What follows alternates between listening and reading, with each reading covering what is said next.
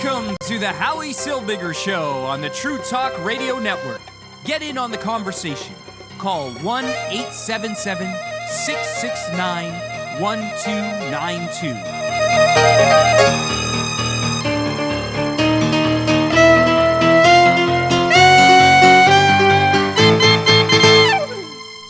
And good evening, I'm Howie Silbiger. This is the Howie Silbiger Show right here on the True Talk Radio Network. Welcome to the program. Happy to be here with you. I know that you are happy that I'm back, because I'm happy I'm back. And we have a great show in for you tonight. It started a little late. We had a little bit of technical problems, but I'm glad that we're here. At least we're here. We're on the air, and I'm here to share some time with you. You could give me a call if you want to get in on the conversation. You could call in. Number to call, 1-877-669-1292. That's 1-877-669-1292. That's the number to call to get in on the conversation here on the Howie Silbiger Show, right here on the True Talk Radio Network. It is a pleasure and a privilege to be here and to share some time with you, and I'm happy that we're here.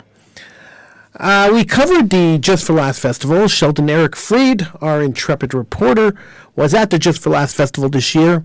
It is our, 18th, 19th year covering the festival, and we are proud. We are proud to be official media at the festival. You could hear all of Sheldon's reports. You could see them all. You could hear them all by going to TrueTalkRadio.com and clicking on the Just for Last Festival page. It's there in the menu. It's JFL 2023. You click on there, you'll see my one interview with Judy Gold, and then a bunch of reports that Sheldon did on the shows of the Just for Last Festival. He had a great time, and I was hoping to get him onto the show, but that didn't really work out tonight. So here we are. We're here, me, you, and the telephones. So you can feel free to call in. 1-877-669-1292 is the number to call. That's 1-877-669-1292. Now, a couple of days ago, I came across this article that I thought was quite scary, and it's scary for numerous reasons. Let me share with you first of all what the article's about, and then we can talk about why it's scary and for various reasons. So. The Jews in Canada continue to be the most targeted religious group for hate crimes, according to the latest release of police-reported hate crime data for 2022 by Statistics Canada last week. Despite comprising only 1% of the population, the Jewish community accounted for a staggering 67% of all religiously motivated hate crimes. This alarming trend of increasing hate crimes targeting Jews reflects a broader rise in hate across the country.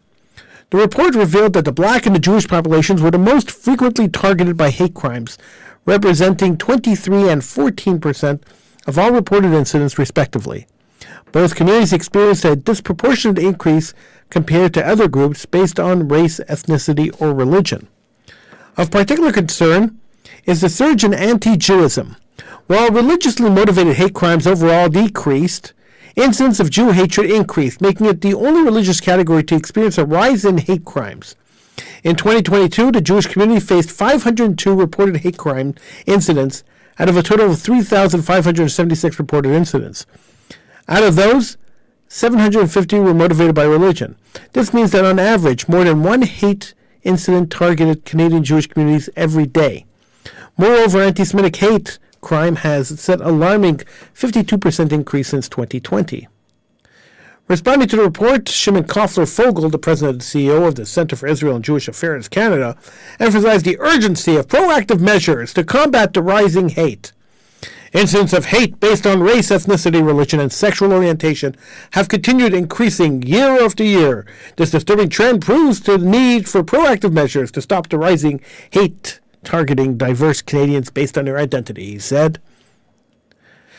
CJA has taken a significant step in this regard, becoming a founding member of J7, the largest community's task force against anti-Semitism, and co-creating the Anti-Semitism Let's Face It, Fight It conference, scheduled to take place in Ottawa this fall.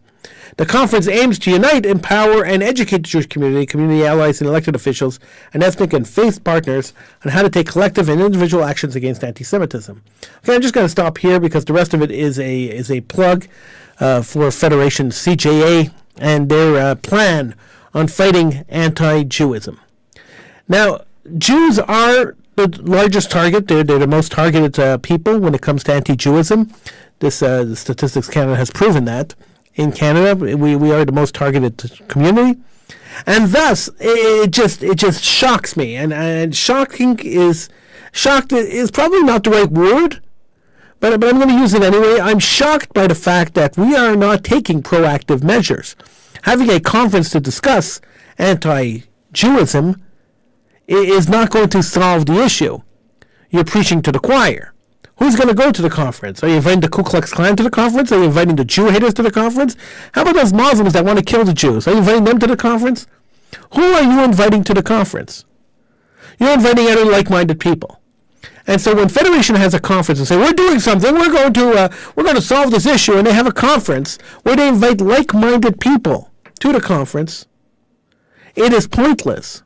They'll sit around, they'll wring their hands, say, wow, this is horrible, look at the rise in anti-Jewism, and then they will hear the cash register bell going ding, ding, ding, ding, ding, because for every hate crime that happens in Canada, they get more money, more donations. Oh, you must do something about it. And for every useless conference that they organize, they hear bells of donations. People just throwing money at them. Fix the problem. Fix the problem. Come on, just fix it. And this is what really bothers me about the organizations that are paid when hate crimes happen to the Jewish people. There are a bunch of organizations out there that would not exist, and people making hundreds of thousands of dollars in salaries that would not exist if Jew hatred didn't exist. Now, you're never going to eradicate Jew hatred. It's been around for centuries. It's been around since the beginning of Judaism. You're not going to eradicate people who hate Jews. But what you can do is that you could prepare the community to protect themselves. And the Jewish community in Montreal has not done that. They have neglected. I've been saying this for 30 years now. The Jewish community in Montreal has not done its share in helping the Jewish community face anti-Jewites. They have not done their part. They have not organized training sessions, physical training sessions, so people could learn self-defense. They have not done that. When university campuses were, and they still are, by the way, nothing much has changed on university campuses. We just don't hear much about it anymore. But when everything exploded on university campuses, and we knew that Jews were physically being beaten on university campuses, Federation CJA did nothing. Nothing. Now they're waking up and saying, oh, we have to help the kids on campus. Well, why do we have to wait 25 years to help the kids on campus? Why do we have to wait? Why are we still waiting for the Jewish community to wake up and realize that the only way that the Jewish community, the only way the Jews living in the Jewish community could help themselves, could protect themselves, is by learning self-defense. By learning how to protect their bodies, by learning how to protect their children, and by learning how to protect their properties. That is the only way. It's only one way. That's it. It's the only way the Jewish community could protect themselves. But the money goes flying at Federation. They put on these conferences. They put on a big show. They condemn and they condemn and they condemn, but nothing ever happens. Nothing ever changes. And it's sad. It's really sad. It's really sad that we're duped by this. It's really sad that the Jewish community falls for this time and time again. It's time to wake up and smell the roses. It's time to wake up and realize that organizations aren't there to help you. They're not there to solve the problem. In fact, they don't want to solve the problem. Now, I know people at Federation are going to say to me, Howie, you're crazy. What are you saying? You're going to rile up the community. The community's going to get upset. What are you doing? They've said this to me before. I did a show maybe 20 years ago. We were on Radio Shalom at the time. And I said on the show, with almost similar, it was a similar conversation to the one we're having right now, where I said that Federation is not doing their job, and that throwing money at Federation is not going to solve the anti-Jewish problem, and that we should be teaching our kids, we should be teaching our community how to self-defense, we should be teaching our community how to defend themselves, how to defend their property, and we should be teaching people not to be afraid. And not to be afraid to stand up, not to be afraid to be Jewish, and not to be afraid to fight back when you have to fight back. There's not always a place for violence, but sometimes violence is warranted. And this is something that we have to understand and something we have to accept. Unfortunately, as Jews, we have to understand this, and we have to accept this. And sometimes we have to teach our kids and teach our community how to be violent in order to protect ourselves, in order to protect themselves. And this is something that has to be understood, and something that it just has to happen. It just has to happen. But it hasn't happened. So I had this conversation about 20 years ago, and the phone started ringing, and everybody wanted to talk to me off the air. When the community wants to talk to you off the air, you're in trouble, right? So the phone would ring, and I'd go to the phone, and they say, I have to talk to you off the air. Okay, so we go to commercial, I take them off the air, and it would be some community leader saying, Howie, how dare you say that on the radio? Are you crazy? You're going to rile up the whole community. The community's going to be scared, and then we're going to have nothing but problems in the community. I said, why would the community be scared? All I'm saying is that if it is true that there has been a 52% rise in anti-Jewism in Montreal, if it is true that the Jews are the most targeted community in Montreal for hate crimes, then the Jewish community must be protecting themselves. We have no choice. If it's on the rise, if Jew hatred is on the rise, then the Jews must be trained to protect themselves. We can't sit around and wait for our enemies to come and kill us again. We can't sit around and wait for our enemies to come and beat us up in the street. We have to be able to protect ourselves. We have to be able to stand there and say, never again. Never again has to mean something. Right now, never again means nothing. But never again really has to mean something. And what does it mean? It means never again are we going to sit around like sheep, waiting to be slaughtered. Never again are we going to allow our enemies to attack us and kill us. Never again are we going to stand by while Jew hatred rises 52% in 1 year and not say anything and not do anything and hide under a rock. Never again. If you want never again to mean something, you have to insist that our community does something. We can't sit back and just wait for our fate. We have to help ourselves. Now, there are two options. There's only two options on how to help yourself. Option number one is, get the heck out of here. Flee the country as quick as you can. That's option number one. Option number two is stand your ground. Stand your ground, protect your home, protect your people, protect your family. That's option number two. And there's only two options. We have no other choices. So we have to choose one of the two options. Because sitting around and getting beaten up, sitting around and being allowing our buildings to get destroyed, sitting around allowing children to be attacked is just not an option. And we shouldn't allow it to be an option. Now, many people will say, Howie, you're being radical. How could you say that? You say, I've heard all these arguments before.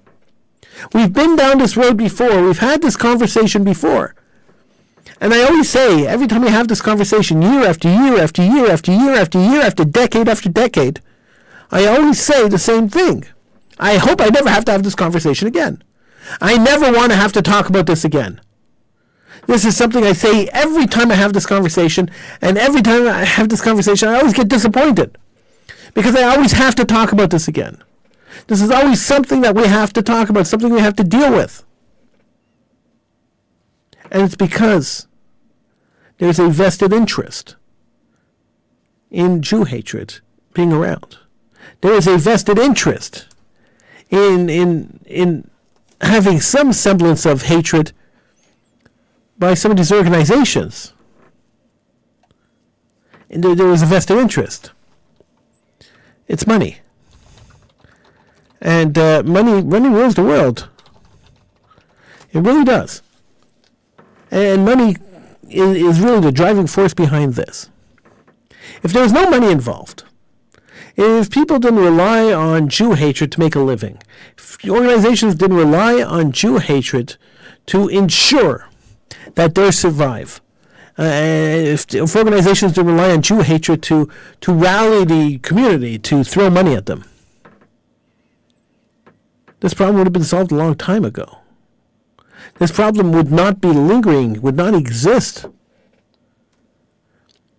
The organizations would say, there's no vested interest for us. They would have ignored it, or they would have just shut it down. They would have spent their money to hire more security. They would have spent their money use their influence, their political capital to push politicians. They would have pushed the police. They would have pushed a lot of places. But organizations don't do that. They'll meet with them. They'll talk with them. They'll discuss security measures that they could implement in the community. They'll continue to build fortresses. They'll continue to put up cameras and build fortresses and put security guards and metal detectors and all this other useless garbage that's not going to solve the problem. In Tennessee last week, there was a attempted shooting at a school in Tennessee and then another school. Two Jewish schools were shot at last week. The police killed the guy who shot at the schools. And they said the only reason the guy didn't succeed in killing children was because of the security measures the school put in. You see, the school didn't listen to the federations and say, oh, the little security measures that we put in are adequate. They didn't listen. And they built double doors. And the double doors they built with bulletproof glass. And they said, you know what? We want to go the extra measure. We want to be extra careful. We want to protect our kids more. And they built double doors, and those double doors actually saved the school. We have to stop relying on our organizations to protect us. We have to understand that we are responsible for the protection of ourselves and our community. We alone, nobody else. We can't pass the buck on this. And I know we like to pass the buck. This is something we like doing. We like passing the buck.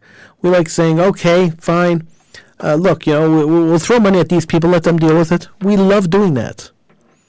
But at the end of the day, it doesn't work. At the end of the day, we are still in danger. 52% in 1 year. We're the highest rate of hatred in Canada. It's unbelievable when you think about it. It's really unbelievable. It's mind-blowing. It's mind-blowing that we are the type of people, that we are the community, that we are being attacked constantly. Now, the article said, Statistics Canada reported that on average in Canada, Jews are being attacked once a day. Once a day is way too much. Once a year is way too much. Once a decade, once a century is way too much. But once a day? Right across Canada, one attack on the Jewish community a day? There should be alarm bells ringing everywhere. We haven't heard anybody talking about it. We haven't heard anybody say anything about it. It's been dead quiet. Now, I know it's middle of the winter, and I understand that. It's the middle of the summer, and I understand that many people are on vacation. But what a bombshell. Imagine this report came out, and nobody's noticed. I'm hoping, and I'm praying, that one day, Jewish community will wake up. And they'll do one of two things. Either they'll move to Israel, or they'll start protecting themselves. We laughed and we called them crazies and radicals when the Jewish Defense League formed and tried to protect the community. We called them radicals and we drove them out of the community. I wrote a whole article on why the Jewish Defense League shouldn't come to Montreal. And you got to realize that the two Jewish communities and the largest Jewish communities in Canada are Montreal and Toronto. And I read an article. The Jewish Defense League exists in Toronto. They don't exist in Montreal. They wanted to move into Montreal. I read an article saying, talk about why they shouldn't. And had Mayor Weinstein on the show numerous times. We talked about it and we discussed it. And I didn't believe at the time that violence was the solution, that an armed resistance or a violent resistance would be the solution. And I'm man enough and I'm brave enough to say I was wrong. And now my opinion has changed on the topic, and I think the JDL should exist in Canada, right across Canada. If Canadian Jews are being attacked once a day, if Canadian Jews are in constant danger, if the statistic is right, and Jews are being attacked, ad nauseum in the country, and they're the most attacked people in Canada, 502 reported hate crimes out of 3,576. A 52% increase since 2020. of hate crimes against Jews? Whew. I think it's time that we had a violent resistance. I think we have to stand up and we have to say no. Now another thing that bothers me about this, and I was debating whether I was going to bring it up or not, but I'm going to bring it up because it really, really bothers me, is that the newspaper went and they asked Shimon Fogel, the president and CEO of the Center for Israel and Jewish Affairs. And he emphasized the urgency of proactive measures to combat the rising hate. Now, he should have been talking on behalf of Jews, but instead he ignored the Jewish problem, which is a huge problem, the attacks on Jews, which is a huge problem, which he should have been outraged about. And instead he said incidents of hate based on race, ethnicity, religion, and sexual orientation. So he brought in sexual orientation and into the mix. It wasn't even in the statistic, but he brought it into the mix because there's nothing like a woke organization. We shouldn't be caring about sexual orientation. We should be caring about Jews. We should be caring about protecting the Jewish community. And by bringing in all this other noise from outside and ignoring the problem that the Jewish community is facing, we're just doing that. We're distracting people from looking at the reality of the situation. We're dumping the Jewish problems in with everybody else's problems. There are plenty of organizations, plenty of people who care about sexual orientation. Plenty of organizations that care about other ethnicities. The Jewish ones should care about Jews. And we always tend to forgive them for ignoring the Jewish population and for focusing on everyone else. Frankly, I've said it before and I'll say it again. I honestly don't care about anybody else. Call me selfish, call me a fool, call me racist, call me homophobic, call me whatever you want. I don't care about attacks on any other community. I'm part of the Jewish community. I care about my community. And I believe strongly that our organization should do that too. It's great that we love to jump up and defend everybody else. But no. When we are being attacked and are under siege, which we are, in 2 years, the amount of crime against the Jewish community has risen by 52%. Then we don't have time to worry about everybody else. We have to worry about ourselves. We have to worry about our community. Now, you may disagree with me, and that's fine. You have the right. Everyone has the right to agree or disagree with me. And you may disagree with me, and I have no issue with you disagreeing with me. But that's the way I feel. Now, if you're listening live and you want to talk, you can call in 1-877-669-1292. And we could discuss this. But in my opinion, and this is an opinion show, it's my opinion on the show, in my opinion, Jews have to protect themselves before they protect anybody else. So I really don't care about sexual orientation. I really don't care about other races and ethnicities. I care about the Jewish people, and so should Shimon Fogel. And the fact that he brings in everything else and he tries to lump it all into one basket is wrong. Anti-Jewism is anti-Jewism, and this should be dealt with exclusively as anti-Jewism. And the community should demand that of our organizations. If you want to trust these organizations to deal with the problem, then they have to deal with our problem. They don't deal with everyone else's problem.